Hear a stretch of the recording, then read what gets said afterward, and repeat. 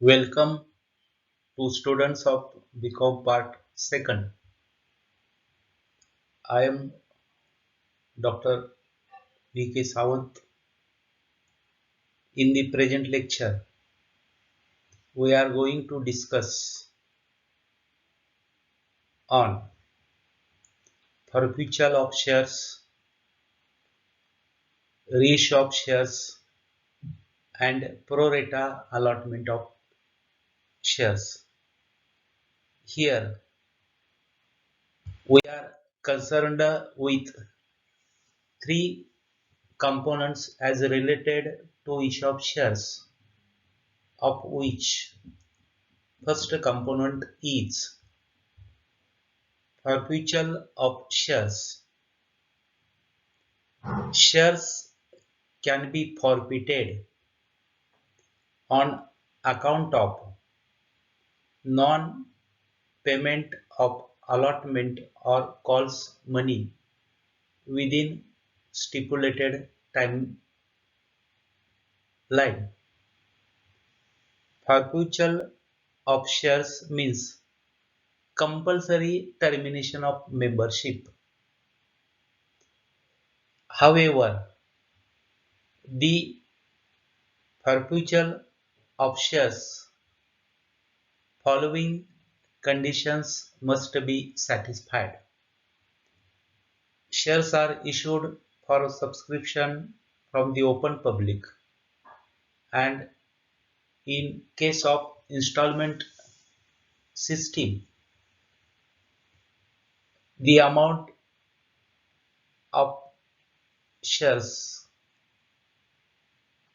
have been collected, but due to financial difficulty or certain other causes, a shareholder may fail to make payment within timeline in stage like allotment or calls. Non-payment within given timeline is the cause of forfeiture of shares from the company. In forfeiture of shares, the membership of a particular person is to be cancelled. For forfeiture of shares, certain conditions that are given must be satisfied. Condition number 1. The company's articles must expressly empower the directors to forfeit the shares of the defaulters. It means that defaulters' shares can be forfeited by applying procedure through the board of directors. The procedure given in the articles must be followed. This is procedure given in articles of the company that should be followed while forfeiture of shares. There should be default by the shareholder in payment of allotment or valid call.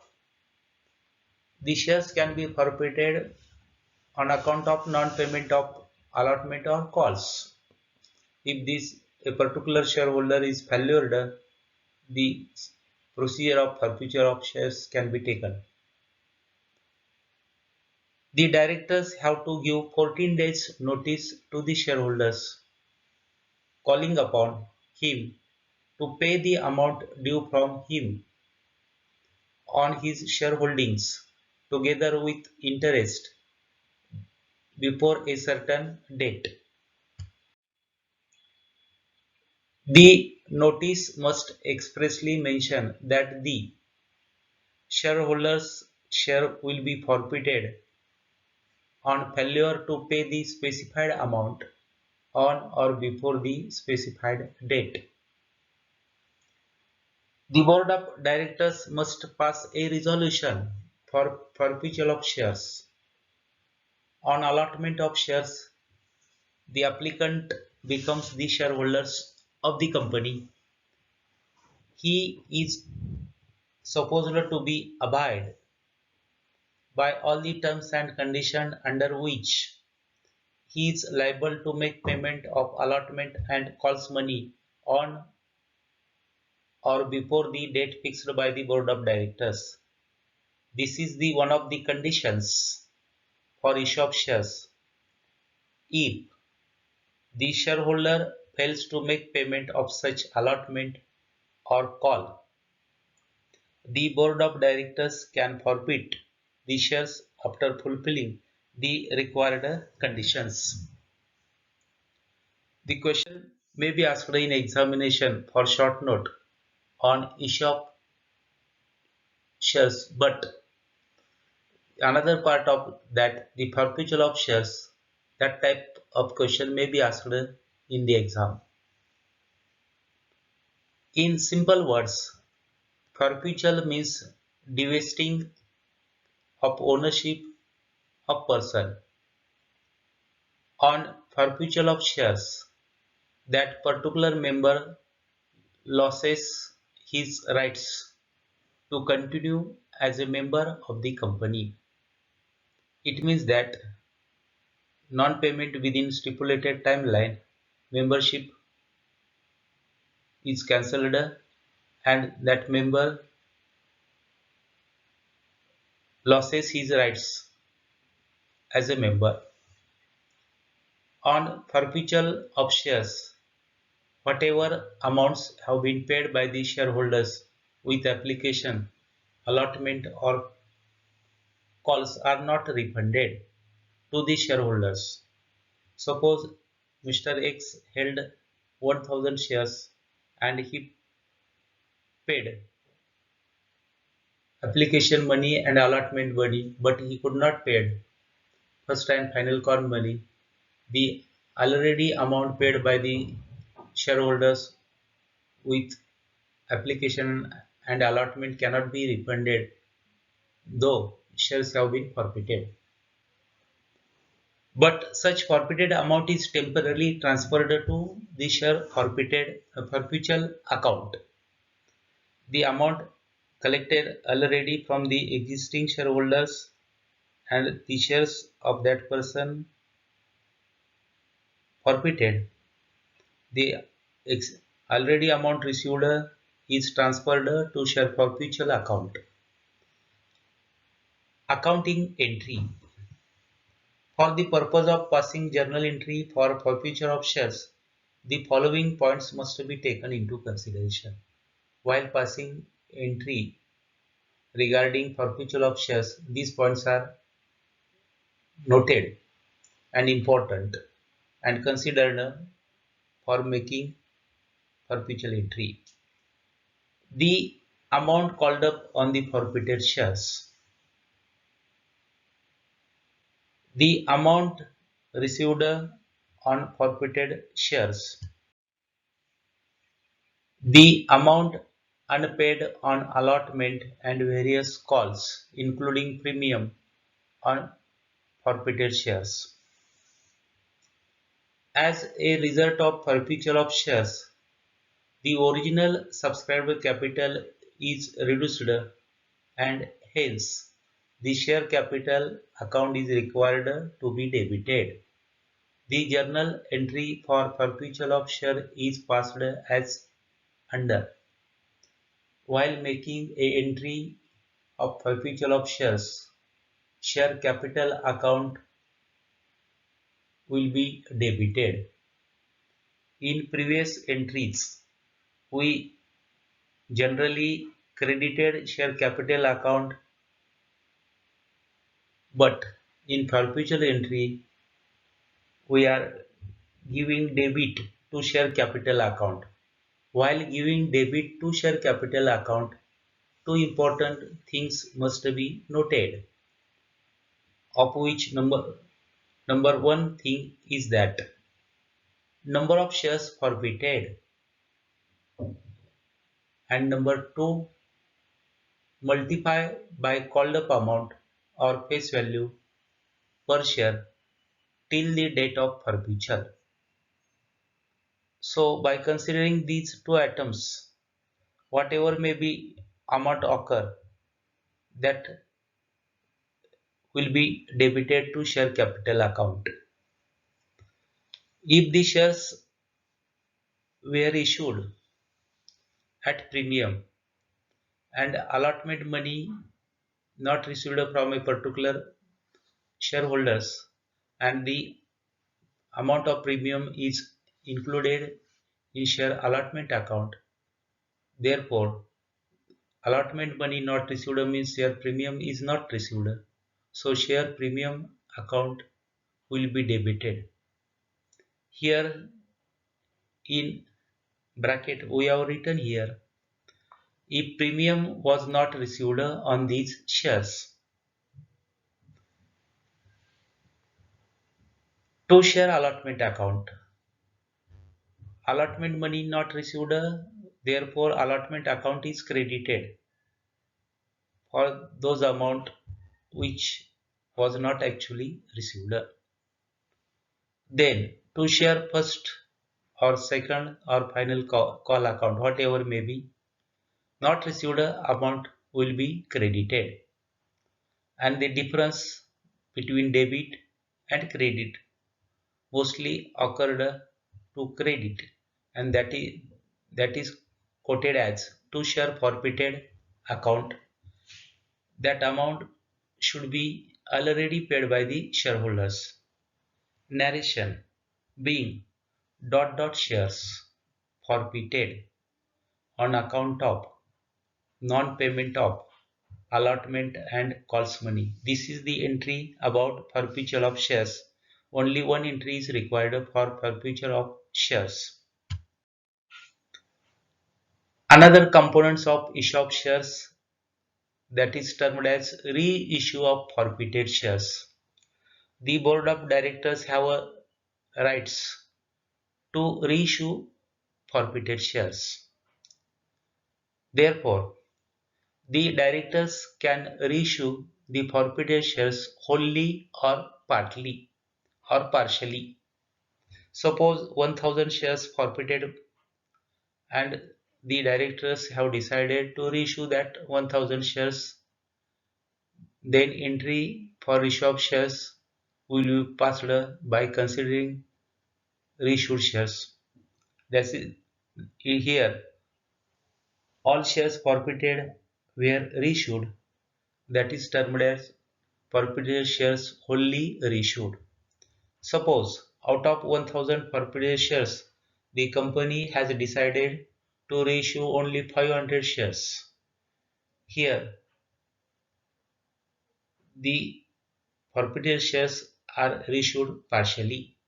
It means here all shares are not reissued. Certain shares, that is partially shares or partly shares, reissued, that is termed as forfeited shares reissued partially.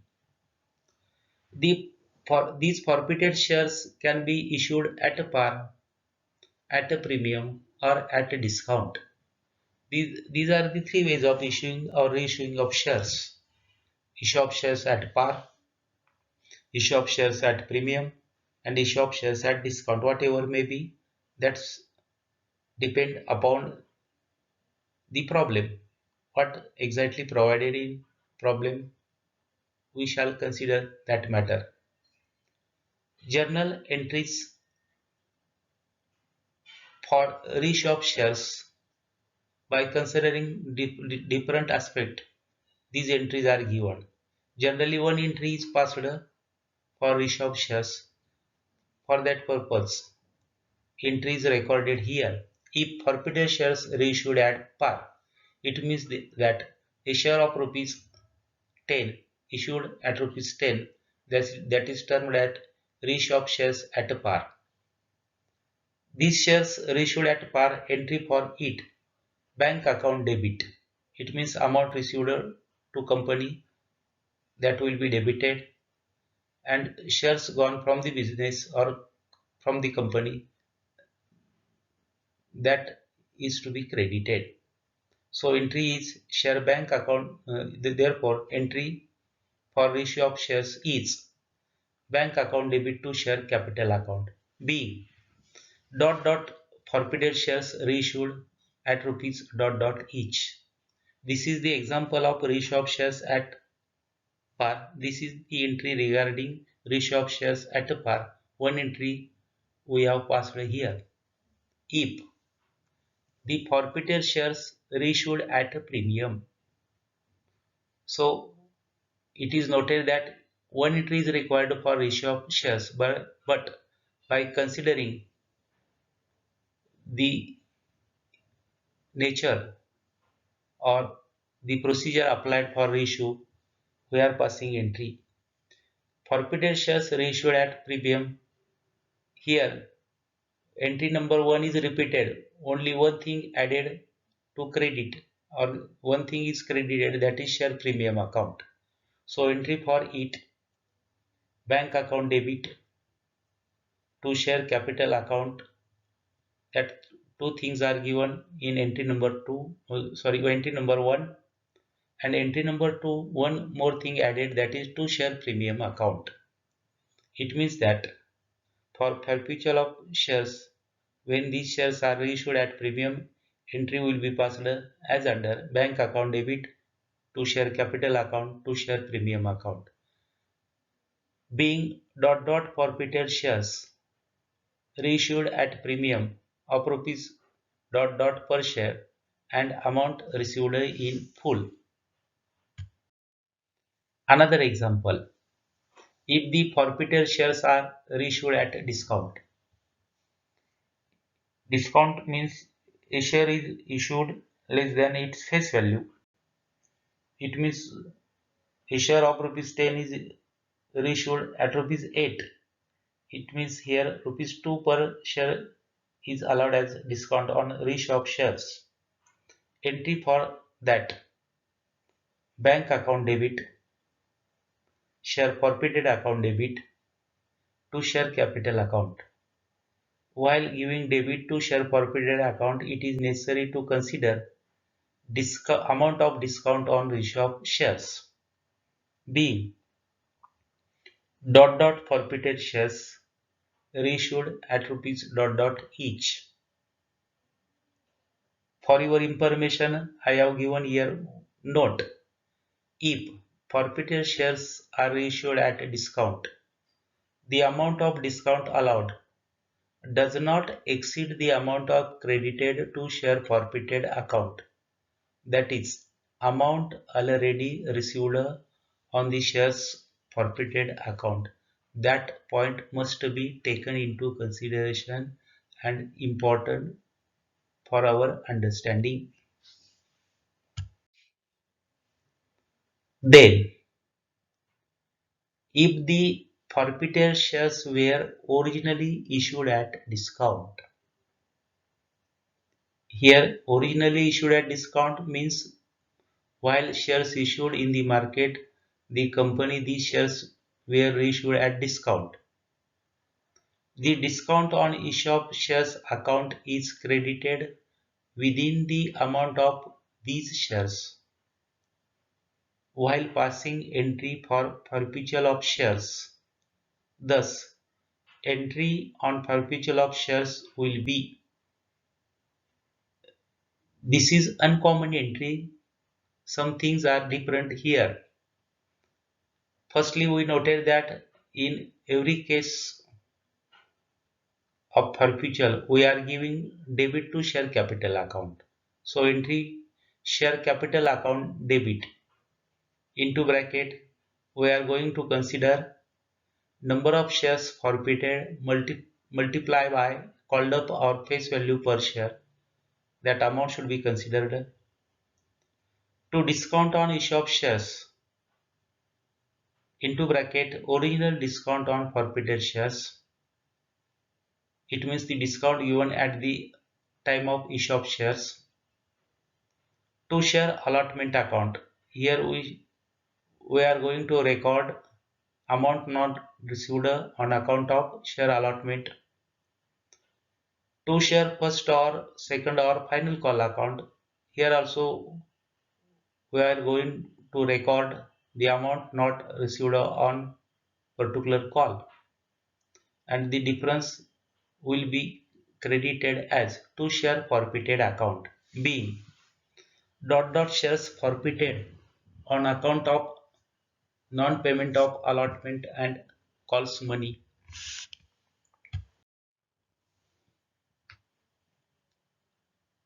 On reissue of these forfeited shares, discount on issue of shares account is again debited. That is important. With the amount of original discount and additional discount allowed, that is discount on reissue of shares, is to be debited to the share forfeited account.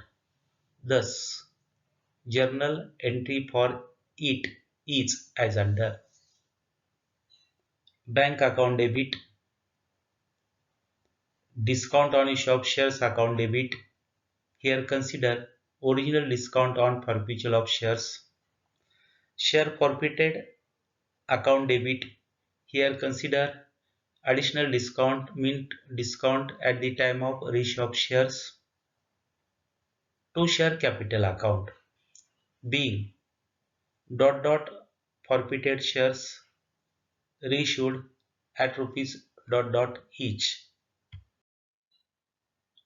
After reissue of shares, if there remains any balance on perpetual of shares account, when credit balance is more than the debit balance, it is transferred to capital reserve by passing the following journal entry: share forfeited account debit to capital reserve account. Narration for it: being balance on share forfeited account is transferred to capital reserve account. Additional note is provided here: if debit balance of share forfeited account is more than credit balance, in that case, while passing journal entry, goodwill account will be debited and share forfeited account will be credited. Here entry number 6 is related with transfer portion by considering perpetual and reissue of shares. So share forfeited account debit to capital reserve, that entry should be passed when the credit balance is more than the debit balance. On the other hand, if the debit balance of share forfeited account is more than credit balance, at that time another entry will be passed and recorded as goodwill account debit to share forfeited account. So student should note that in examination a short note will be asked on reissue of shares. Last components of discussion in the present lecture is pro rata allotment of shares. If the number of shares demanded or applied is more than the number of shares issued by the company, that is the case of oversubscription. In case of oversubscription, sometimes pro rata allotment of shares is to be made. Under these circumstances, there are two options before the board of directors of the company. These options are as under.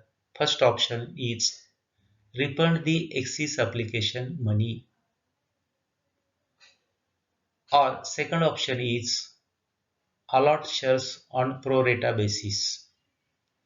In case of pro rata allotment, the excess application money is adjusted towards the allotment account. Pro rata allotment means to reduce the demand of each applicant proportionately on the basis of total demand of shares and total number of shares issued.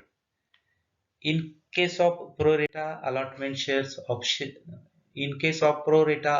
of shares, The demand of each applicant is reduced and shares will be given to them on proportionate basis. Thus, under this procedure, each applicant gets these shares but less than those demanded by him or her. Under the option of pro rata allotment of shares, overpaid application money is not refunded to applicant but it is adjusted towards allotment. For your better understanding, I am putting here one example. Suppose Moon Company Limited issued 1,600 shares and demand is received for 2,000 shares. Here, oversubscription case is found. Demand is received for more 400 shares, but we are restricted to allot of shares up to 1,600 shares. These demand received from three applicants recorded here. Mr. Ashok demanded 1,200 shares. Mrs. Beena demanded 600 shares and Mr. Chandrakant demanded 200 shares. Means total demand is for 2,000 shares. But company is able to issue only or allot the shares of 1,600 only. We are not crossing that limit. It means that the issued shares should not be more than subscribed shares here. Here company issued 1,600 shares but demand is received for 2,000 shares. It means company got excess application money on 400 shares. Here firstly we are going to calculate demand ratio. So consider demand of each applicant. That demand is 1,200 as to 600 as to 200. The proportionate calculated for it, it means that the ratio of demand is 6 as to 3 as to 1.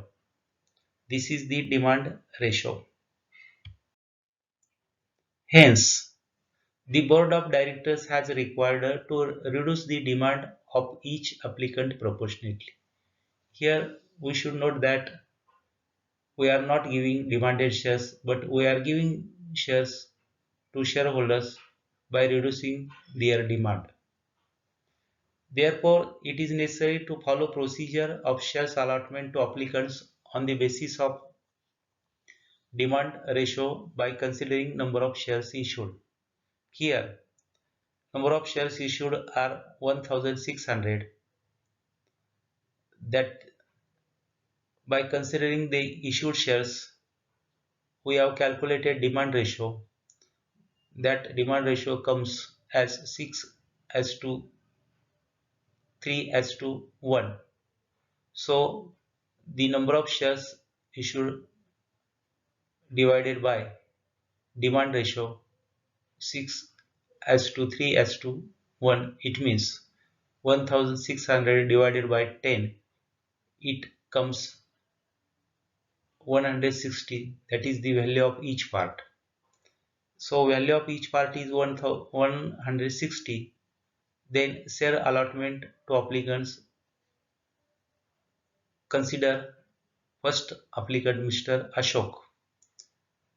His demand ratio is 6 and value of each part is 160. So 160 into 6 is equal to 960 shares. Mrs. Veena, 160 into 3 is equal to 480 shares. Mr. Chandrakant, 160 into 1 is equal to 160. The total of these three shareholder shares is coming 1600. In the above example, Mrs. Bina was allotted 480 shares. It means Mrs. Bina has demanded 600 shares, but she was allotted 480 shares on the basis of pro rata allotment. This means in this example, the company had received a excess application money on 120 shares from Mrs. Bina, and the excess application money from Mrs. Bina will be adjusted against the allotment account. This is the example for our information. So in this way we discussed three components under issue of shares. Component number 1, perpetual of shares. Component number 2, reissue of shares. And component number 3, pro rata allotment of shares. These three components are very important for better understanding and solving practical problem, and these three components will be asked in the form of short notes in the examination. In this way, I am concluding here. Thank you.